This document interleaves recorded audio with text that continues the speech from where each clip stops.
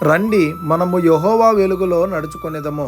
యెషయా గ్రంథం 2:5 ప్రేమైనటువంటి దేవుని ప్రజలారా, ఈ ఉదయకాల సమయంలో ఏ వెలుగులో నీవు నడుస్తూ ఉన్నావు? ఈ లోకపు వెలుగులో నువ్వు నడుస్తూ ఉన్నావా? ఈ లోకపు వెలుగు నీకు సంతోషాన్ని ఇవ్వచ్చు, ఈ లోకపు వెలుగు నీకు ఆనందాన్ని ఇవ్వచ్చు. ఈ లోకపు వెలుగు చివరికి నిన్ను నరకములో పడివేయచ్చు, పాపంలోనికి పడివేయచ్చు. అదే ఆ యేసుక్రీస్తు ప్రభుల వారి వెలుగులోకి గనక నువ్వు నడిచినట్లయితే ఆ వెలుగు నిన్ను బలపరిచేదిగా ఉంది, ఆ వెలుగు నిన్ను స్థిరపరిచేదిగా ఉంది, ఆ వెలుగు నిన్ను ఎలాంటి పాపము చేయకుండా ఆపేదిగా ఉంది. ఆ వెలుగులో గనక నువ్వు నడిచినట్లయితే ఆ వెలుగు నిన్ను ఆ పరలోక రాజ్యంలో చేర్చేదిగా ఉంది. కనుక ఇక నుంచైనా ఈ లోకపు వెలుగులో మనము నడవకుండగా యేసుక్రీస్తు ప్రభుల వారి వెలుగులో మనము నడుచుకునేటువంటి వారంగా ఉండాలని కోరుకుంటూ ఈ దిన వాక్యం ద్వారా దేవుడు బలపరిచి దీవించి ఆశీర్వదించును కాక.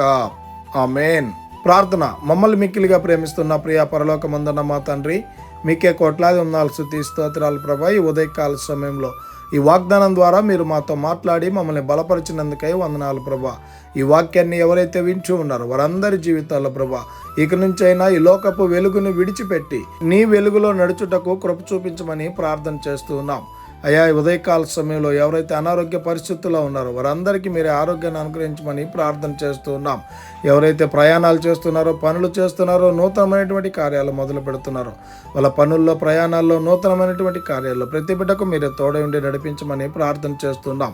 ఎవరు ఏ శ్రమల్లో, కష్టాల్లో, బాధల్లో, సమస్యల్లో, ఇరుకుల్లో, ఇబ్బందుల్లో, అప్పుల బాధలతో ఎవరైతే బాధపడుతున్నారో వారందరినీ మీరే జ్ఞాపకం చేసుకోమని, అట్టి స్థితి నుంచి ప్రతి బిడ్డను విడిపించి ప్రతి బిడ్డను మీరే ఆదుకొనమని ప్రార్థన చేస్తూ యేసుక్రీస్తు పరిశుద్ధ నామమున అడిగి మరి ప్రార్థిస్తూ ఉన్నాము తండ్రి. ఆమేన్. God bless you.